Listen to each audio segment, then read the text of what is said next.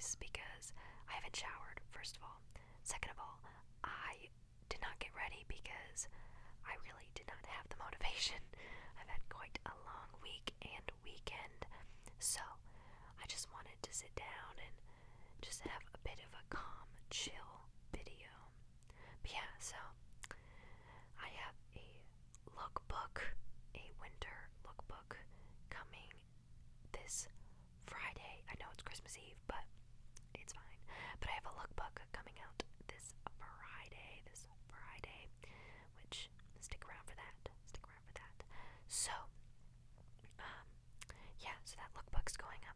I know I haven't been doing a ton of role plays or anything, so I will try and get back to those next week. I just did not have a lot of time to plan for any role plays this week because they take a little extra planning, especially with getting ready and everything. But yes, so I was super busy, so I didn't have a lot of time to plan videos. But we have this video.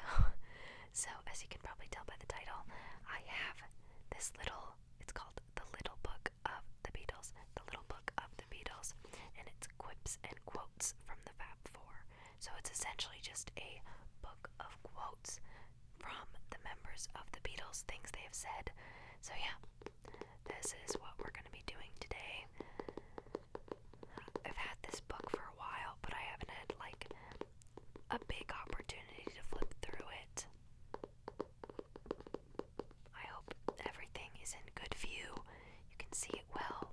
If you can't, at least you can hear the sounds. So yes, the Little Book of the Beatles. And here we have Paul,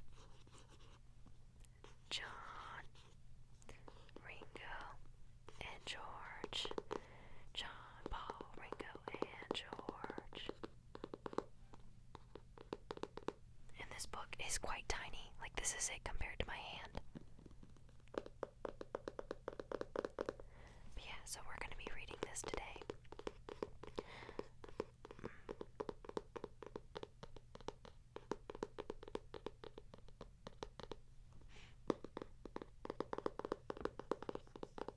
I might be taking certain breaks in between reading because I am not in a super comfortable position right now. I have a very weird tripod. This setup is so strange. It probably doesn't look that strange to anybody watching, but it's a super strange setup for me. Also forgot to mention, if you have any ideas of videos that you would like to see, I would like you to comment them down below. I know I don't have too many subscribers. We just hit 40 subscribers, which is exciting. So we just hit 40 subscribers, but so thank you for everybody who watches me. Very, very, very, very kind of you. But yes, thank you all for 40 subscribers. But anyways, if you have any ideas for videos you would like to see, please comment them down below. So thankful for everybody's support. Okay, so I'm gonna open it up. Some of the pages have some nice pictures on them, but it's mainly just quotes.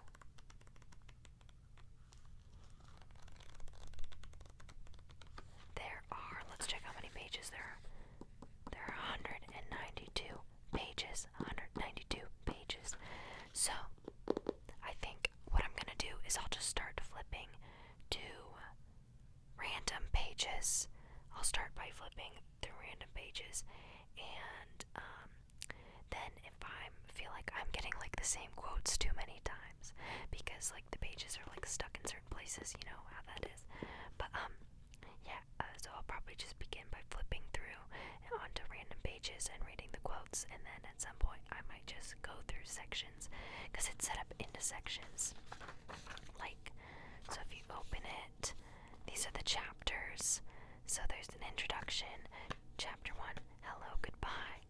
Chapter 2, Beatlemania. Chapter 3, Yeah, Yeah, Yeah. Chapter 4, John, Paul, George, and Ringo. Chapter 5, Twist and Shout. And Chapter 6, In the End. I don't know how the chapters are exactly set up, but we can read the introduction first, why not? An introduction to the Beatles has not been necessary since 9 February 1964, that most infamous of dates when John, Paul, George, and Ringo performed on the Ed Sullivan Show in New York. It was on this day that Beatlemania truly arrived on a global televised scale, capitulating four unlikely lads from Liverpool to the world's first and only billion-selling rock band. The Beatles saved the world from boredom, George quipped later, slightly underplaying what all the fuss was about. In the 50-plus years that have passed since that day, the Beatles' status as icons, gods even, has endured. But with the two of the remaining Fab Four now entering their late 70s, it's time to brace ourselves for the day that when all that is left is the famous mob tops, as their words, music, and bon mots, of which there are lots. That was a bit of a depressing, depressing thing. Okay, and then, I love this quote. I'd like to say thank you on behalf of the group and ourselves, and I hope we passed the audition. John Lennon, 1970. If you saw the Beatles Get Back documentary, you know what that's all about. So this little book of quotes is a tiny tome that takes us back to the time when the Beatles ruled the earth. It is the perfect quick hit of the famous Beatles wit and the essential fix for fanatics of Lennon, McCartney, Harrison, and Starr, which, last time we looked, was everyone. Over to you, boys. So this is the first page. Yes, and the beginning of chapter 1. So now, since we read the introduction, I'm just gonna start flipping. Okay, and stop. Okay, and I'll read the ones on both sides of the page. Okay. Paul provided a lightness and optimism, while I would always go for the sadness, the discords, the bluesy notes. There was a period when I thought I didn't write melodies, that Paul wrote those, and I wrote straight, shouting rock and roll. But when I think of some of my own songs, I was writing melody with the best of them. John Lennon, 1980. Oh, a sad year.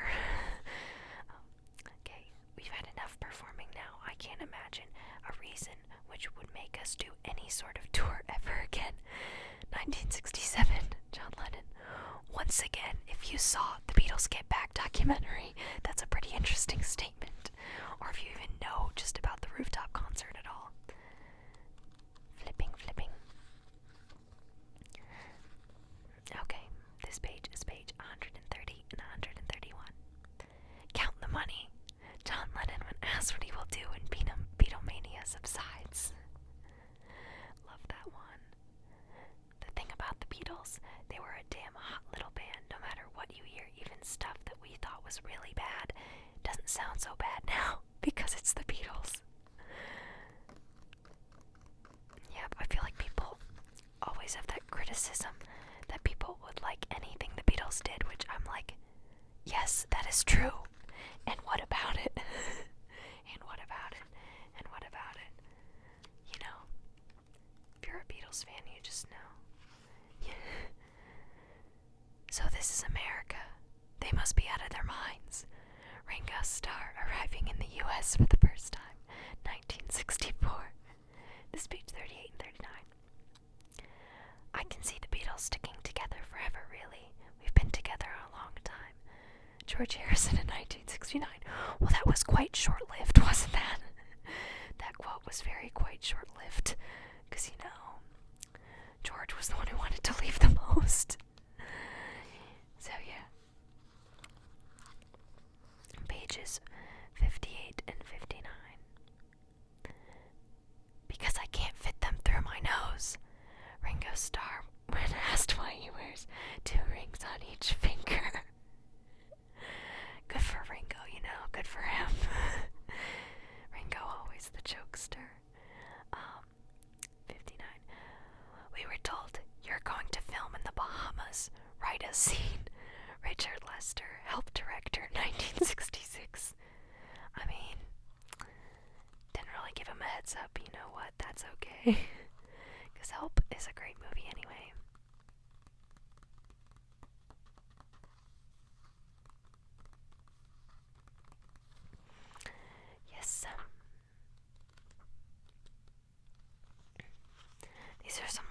ones. Let's get some long ones up in here. Okay, with Revolver. Oh, this page 90 and 91, 90, 91, 90, 91. With Revolver, when we first did it, we were just really knocked out with lots of the tracks. But then, by the time the record is issued, we're a bit fed up with it and looking towards recording a new one. George Harrison, 1967. I feel like that was quite a common theme. Like when you look at the Beatles records, or listen to even other quotes or interviews, that always seemed to be a thing. They would record the album, they liked it, they were very in love with it. But then as soon as it was over, it was like, okay, it's over, let's record a new one. Let's get it out. I mean, at that point they were recording 2 albums a year, which is unheard of. But especially in later years, they had so much more material because they were finally letting George write, and Ringo was finally putting in his own songs instead of them just picking a song for Ringo to have on each album. Yeah, so I feel like that was quite a common theme. Page 91. Everyone keeps preaching that the best way is to be open when writing for teenagers. Then, when we do, we get criticized. Surely the word knickers can't offend anyone. Shakespeare wrote words a lot more naughtier than knickers. I think there's something so crazy about once the Beatles started, shying away from just making, teen pop music, there was so much criticism of what they were doing, all those interviews where it's that Norwegian Wood about being a lesbian and Day Tripper being about a prostitute, and there's that one interview, and then John is like, well maybe we just write songs about prostitutes and lesbians, that's all.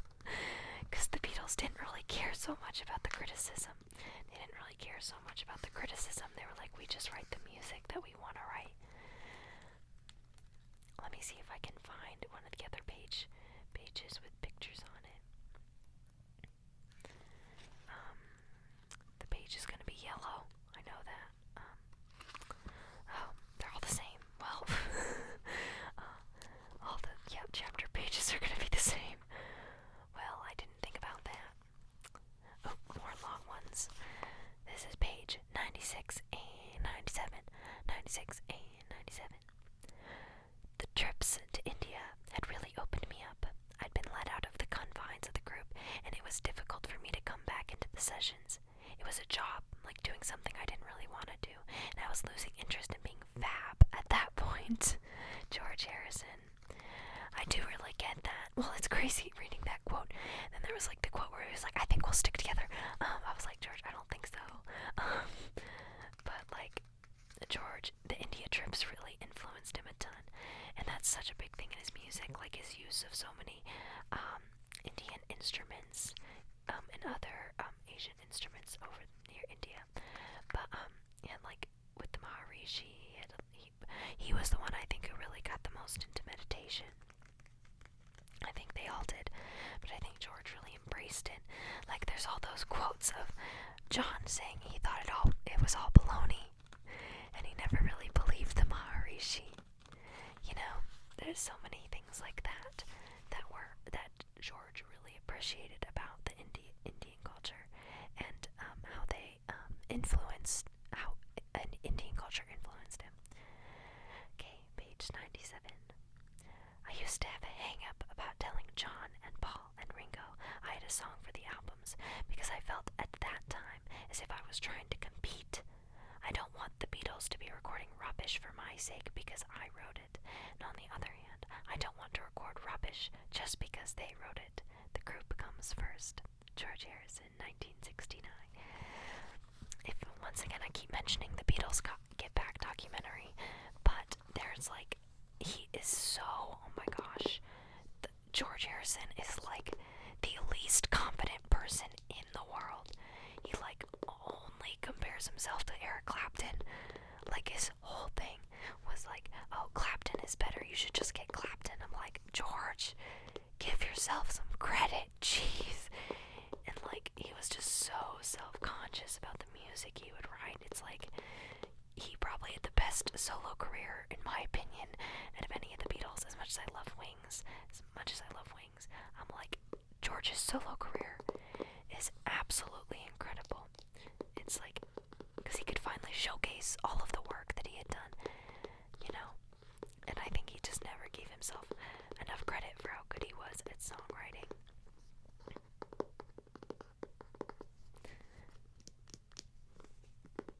I never read the back.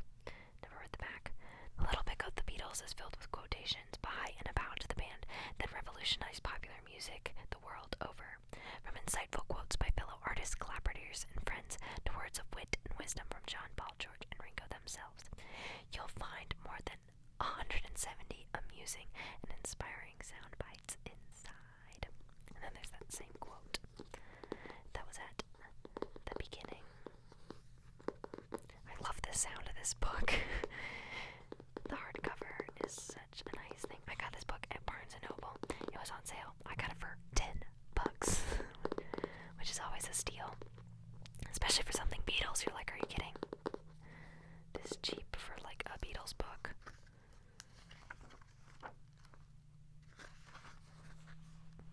Okay. Was this page 78, 79, 78, 79. Was the film really all that mad compared to the rest of Christmas TV? Paul McCartney on Magical Mystery Tour 1968. Fun fact about me, Magical Mystery Tour is probably my favorite album. It probably goes the White Album, Magical Mystery Tour, and then with the Beatles, which is kind of a jump between their different kinds of music they made. But yes, Magical Mystery Tour is one of my favorites. But yeah, it was a pretty great album. But yeah, the film, people really did not like. I was like, okay. Anyways, page 79. The way that Lennon and McCartney worked together wasn't the Rodgers and Hart kind of collaboration. It was more a question of one of them trying to write a song, getting stuck, and asking the other, I need a middle eight. What have you got? George Martin, 1979. George Martin, perhaps the fifth Beatle. That's still up for debate. There's Brian Epstein, George Martin. Then, of course, there's like Pete Best and Stuart Sutcliffe, and we're all doing things at different times. That could be the fifth Beatle, or in the Tom Wolfe book saying the fifth Beatle was Murray the Gay. Of course, I'm a big fan of Tom Wolfe. If you haven't read Tom Wolfe, I highly suggest it, but that's really only if you like nonfiction, but it's not super nonfiction because they all come across as stories. Well, because they are, but like they feel fictional, even though they're completely real. But if you haven't read Tom Wolfe before, I highly suggest it. But anyways, George Martin, producer, big man. But yeah, this quote is pretty nice. Yes. Okay, I'm gonna shift positions real quick because my leg is fully numb from me sitting. Okay, so I adjusted my setup a little bit because I was essentially like sitting on top of my leg and that made it go numb. So I'm already gaining feeling back. How great is that, you know? Okay, so let's just continue with the Little Book of the Beatles. I'm on the other side of the mic now, so I'm guessing it sounds different. We haven't seen like any George. No, never mind. Okay, anyways. We're on page 104 and 105. Okay. We used to have lots of ambitions, like #1 records, Saturday night at the Palladium, the Ed Sullivan Show, to go to America. I can't really think of any more. We're living an awful lot of them. They did really live out their dreams. That was kind of crazy. They really did live out their dreams. So, I think that's such an incredible thing. They got to do so many things that they wanted to do. And like I said, all those things happened. #1 records, Ed Sullivan Show, going to America. Yeah. Speaking of going to America, this next quote looks like something. 105, page 105. Their success in America broke down a lot of doors that helped everyone else from England that followed, and I thank them very much for those things. Mick Jagger. Anybody who knows me knows that I am not a fan of the Rolling Stones. I am not a fan of the Rolling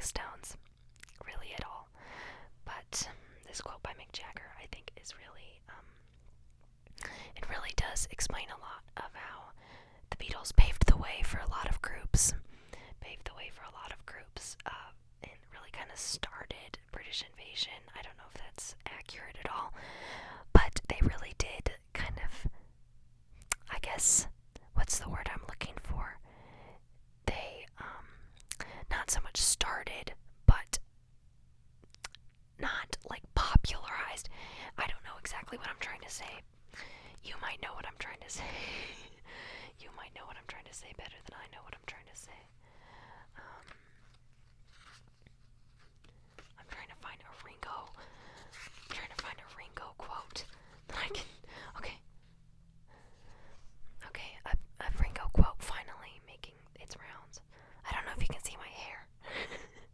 I'm sitting on like this side. If you can't, then disregard what I just said. Okay. Pages 126 and 127. We had the whole floor in the plaza, and the four of us ended up in the bathroom just to get a break from the incredible pressure. Ringo Starr, 1970. I love hearing the stories of all the things that the Beatles did when they were behind closed doors, because you always thought about the Beatles as being in such, like, all their public eye, the ways they were in the public eye. Sorry, I just shifted. When they were in the public eye. So thinking of it like what they did to get away from all that. Sorry, to put my hair behind my ear, it was getting in my face. But yeah, so it's crazy to think about how successful the Beatles were. Like, you only thinking of them as being the Beatles in the public eye, but to each other, they were just four guys, and they would just go to the bathrooms and sit there together to go away from it all. Yeah, I don't know. I think that's pretty cool. 127. I can't deal with the press. I hate all those Beatles questions. Paul McCartney in 1984. I think it's been a common thing said by almost all four of the Beatles that when they started doing their solo careers, or like when Ringo became a studio musician or Paul McCartney started Wings, they all kind of talked about how they were like, can people stop asking us Beatles questions? It's like they just got like sick of hearing about it, because they were like, we're on to our own music endeavors. Can you stop asking me about the Beatles? Can you stop asking me about the Beatles? Sorry, I keep moving. I'm just trying to get comfortable. But I'm gonna probably stop recording soon. But, ooh, a long Ringo quote. Let's go. Okay. Page 118 and 119. I always feel blessed that there were four of us. At different periods in those early days, we all went mad, but the other three were there to say, excuse me, come on back. The solo artist doesn't have that. Paul still doesn't look at me as a Beatle. He looks at me like, here's this guy I've been working with for years. Ringo Starr, 1998. Once again, I think that goes back to what I was saying. They just saw each other as four guys. Four friends, four people just hanging out and making music that they enjoyed making. Page 119. There's this revisionist history that it was all John and Paul, but it was four corners of a square. It wouldn't have worked without one of the sides. Ringo was the right angle. I love that a lot. That's so. I love, as much as I love the drama of the Beatles, I think the ones where they were just being pals, all the quotes just being the buds, the boys, I just love all those kinds of stories.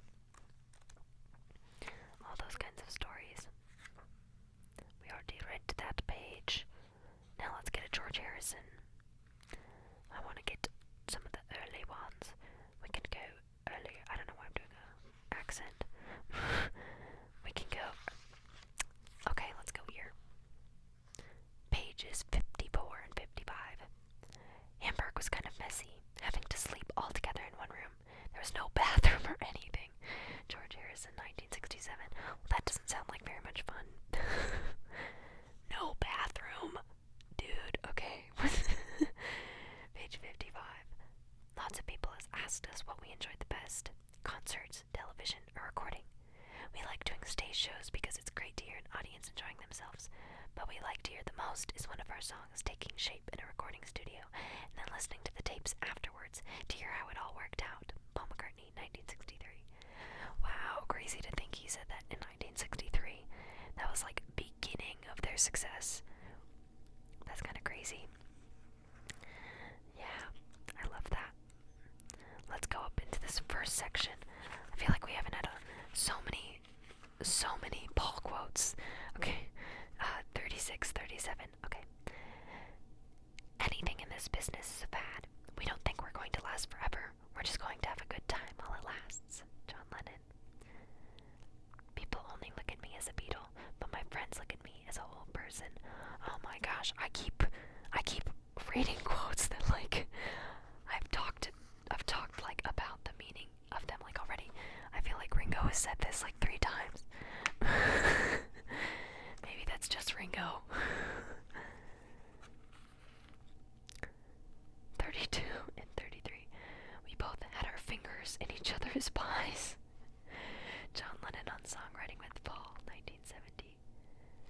33. It was like a tug of war. Imagine 2 people pulling on a rope, smiling at each other, and pulling all the time with all their might. The tension between the 2 of them made for the bond. George Martin, about John and Paul. I always love the quotes about, like, John and Paul just being like an old married couple. Because it does seem kind of true the more you read about them. Okay, so I think we're getting to the end of the video. So I'm gonna read the first quote of the book and the last quote of the book. So the first quote on page 12. There are only 4 people who knew what the Beatles were about anyway. Paul McCartney in 1984. Once again, something that I feel like I've already talked about in this video is that it's cool to think of the Beatles just as these 4 friends rather than thinking of them as a sensation, you know.